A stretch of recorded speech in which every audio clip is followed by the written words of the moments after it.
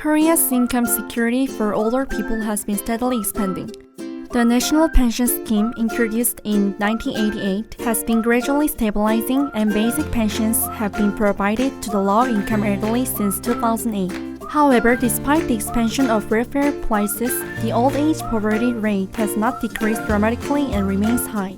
Moreover, compared to the other OECD countries, Korea has more older workers, and they work longer. Why is poverty increasing among the elderly when Korea's social security system is expanding and many older ones are working? In this study, we investigated the process through which people who are not poor when they are young fall into poverty in old age. We first looked at the job characteristics of the elderly. A large number of those in their 30s and 40s work as permanent employees, but as they enter the age of 50s, the proportion of permanent workers starts to drop sharply. After the age of 60, the number of people who retire from the labor market rises significantly, and those who remain in the labor market are more likely to be self-employed than employees. This means that the older people become, the less likely they are to have a stable labor income. In addition, old age is a period in which labor income drops greatly. Wages for male employees start to drop from the age of 50s, and female employees from the age of 40s, and the income drop becomes larger after they reach the age of 60s. If the reduced labor income cannot be compensated for by other income, older ones' living standards will inevitably be lower than before. Next, we examine changes in poverty rates over the life cycle. From the age of 20s to early 50s, the poverty rate stays at around 10%. That means only about 1 in 10 people are poor among working-age adults. However, the poverty rate rises sharply from the age of late 50s, and more than half of those in their 70s are poor. It can be inferred that retirement processes in old age are closely related to changes in old age poverty. Using the Korean Labor and Income Panel study data, the research team studied job transitions of older ones who were aged in their 50s and 60s after the 2000s and classified the results into several types. Job transitions of people in their 50s were divided into 10 types.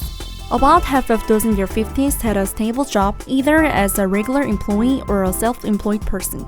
This group had a higher and more stable labor income compared to the other groups. Among the remaining older ones, the non-employed accounted for 19.8%, and the rest either remained in non-regular employment, took early retirement, or experienced unemployment.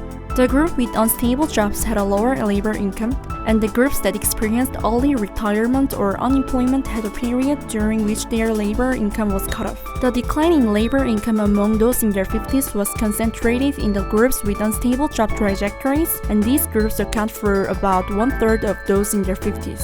People in their 60s had a higher percentage of those remaining in non-employment than those in their 50s, but the percentage of those continuing to work throughout their 60s was also not small at 31.9%. These groups had a relatively stable labor income, and the situation was not very different for those who maintained non-regular employment. Two other groups included those retiring in their early to mid-60s and those seeking re-employment after exiting the labor market.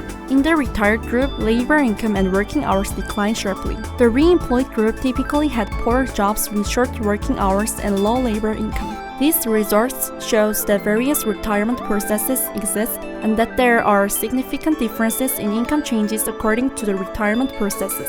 Next, we compare changes in poverty rates by type of transitions for the elderly. First, among those in their 50s, the groups with stable jobs maintained a low level of poverty rate. The group that maintained non-regular employment had a higher poverty rate than those in regular employment, but the degree of poverty change according to age was relatively stable. On the other hand, the group that experienced early retirement showed an increasing trend in the poverty rate after retirement. In the re-employed group, the poverty rate increased during the period of unemployment and dropped after a labor market re-entry.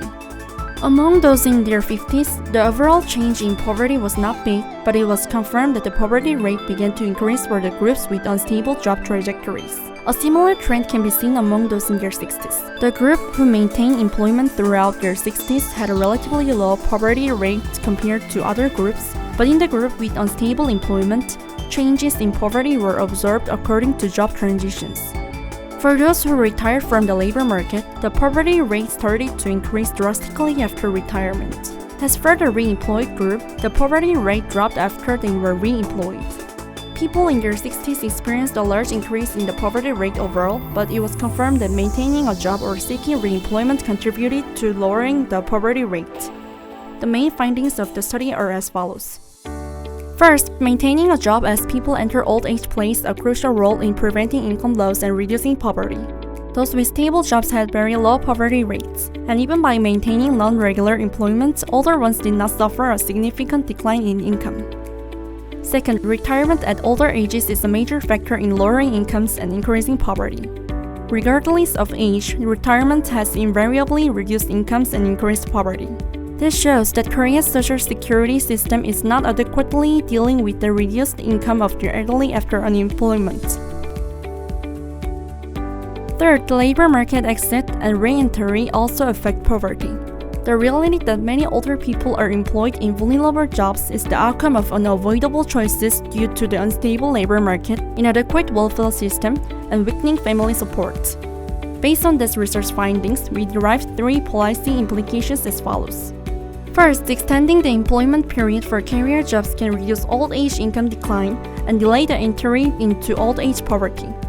In particular, extending employment beyond the statutory minimum age of 60 could help curb sharp increases in old age poverty rates. Second, an alternative solution is required to reduce poverty among older workers in precarious jobs. We need to strengthen the re-employment support services for the elderly who have left their career jobs and expand employment services so they can receive vocational training if desired. Third, the majority of older people who have re-entered the labor market to support their livelihoods are in low-wage, precarious jobs. Apart from expanding long-term old age income protection systems, it is essential to provide an adequate level of social protection for older people participating in the labor market. Thank you.